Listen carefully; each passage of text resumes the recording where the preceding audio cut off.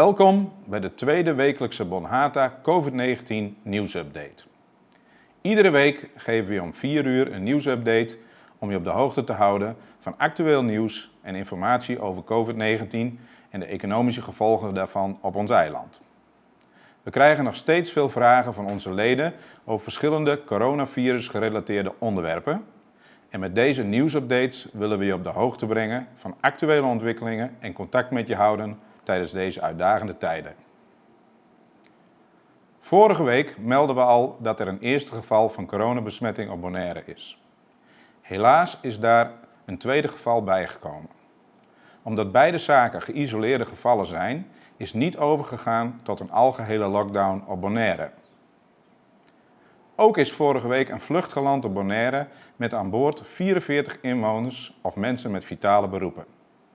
Deze personen zitten allemaal 2 weken in verplichte quarantaine. Inmiddels zijn er bij het SZW voor ruim 2300 medewerkers aanvragen ingediend voor een tegemoetkoming in de loonkosten. Van diverse leden krijgen we te horen dat er ook daadwerkelijk betalingen zijn binnengekomen. Dus het lijkt erop dat de uitvoering van deze noodmaatregel inmiddels goed op gang komt. Mocht je hierover nog vragen hebben, of heb je nog geen geld ontvangen, dan kun je ons altijd benaderen zodat wij je zo nodig kunnen helpen of zodat je spoedig de juiste bedragen voor de loonkostensubsidie kunt ontvangen. Voor vragen over de noodregeling kun je mailen naar ons info@bonhata.org e-mailadres. Gisteren ontvingen wij het lang verwachte nieuws dat er op Bonaire ook een noodloket geopend is voor ondernemers. Dit is een aanvullende regeling bovenop de loonkostensubsidie.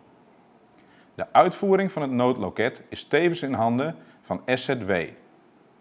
De regeling bestaat uit een eenmalige gift van $4400 als tegemoetkoming in de vaste lasten van je bedrijf. Als je onderneming ingeschreven was bij de Kamer van Koophandel op 13 maart 2020 en bij de Belastingdienst Caribisch Nederland bekend is als actieve onderneming, kun je mogelijk in aanmerking komen voor de regeling. De voorwaarde is verder dat je onderneming minimaal $4400 verwachte omzetverlies heeft over de periode van 13 maart tot en met 12 juni in verband met het coronavirus. Minimaal $4400 aan vaste lasten heeft over deze periode van 3 maanden. En je onderneming heeft een bedrijfsvestiging op een ander adres dan je woonadres. Of op hetzelfde adres, maar duidelijk afgescheiden van je woning. Of je hebt een onderneming waarbij het logisch is dat je helemaal geen vestiging hebt, terwijl je wel omvangrijke lasten hebt. Wat valt er allemaal onder de vaste lasten?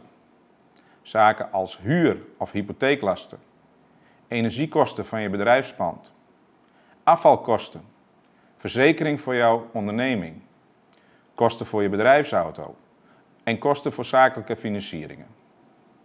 Wat valt er niet onder de vaste lasten? Zaken als loonkosten, werkgeverspremies en belastingen. Er zijn ook enkele bijzonderheden te noemen. Het maakt niet uit in welke sector je onderneming werkzaam is. Ook de rechtsvorm maakt niet uit. Als je meerdere ondernemingen hebt met verschillende Kamer van Koophandelnummers, kun je voor elk van deze ondernemingen een aanvraag indienen, mits elk van de ondernemingen voldoet aan de voorwaarden. Het is niet mogelijk om meerdere aanvragen in te dienen voor verschillende vestigingen van dezelfde onderneming. Als je geen $4400 aan vaste lasten hebt over de periode van 3 maanden, maar verder wel voldoet aan alle andere voorwaarden, kom je helaas niet in aanmerking voor deze regeling. Ook niet voor een lager bedrag. Ook als je uitstel van betaling hebt voor je zakelijke financiering, mag je deze kosten toch meenemen als vaste last. Je kunt je aanvraag indienen met het formulier dat te downloaden is via Rijksdienst Caribisch Nederland. Heb je vragen of hulp nodig? Het vaste kantoorpersoneel van Bonhata is graag bereid om je te helpen of om vragen te beantwoorden. Je kunt ze bellen op 717-5134 of door te mailen met info@bonhata.org. De medewerkers en het voltallige bestuur van Bonhata staan klaar om hulp te bieden waar dit kan. Wij werken dag en nacht om je belangen zo goed mogelijk te behartigen. We hebben veel overleg met lokale overheid, andere belangenverenigingen en medewerkers van diverse ministeries uit Den Haag. Met als doel het beste halen uit de huidige crisis voor onze leden. Niet alleen voor de korte termijn, maar ook naar de toekomst. Blijf iedere vrijdag op de hoogte van het laatste nieuws via deze wekelijkse update. Tot volgende week.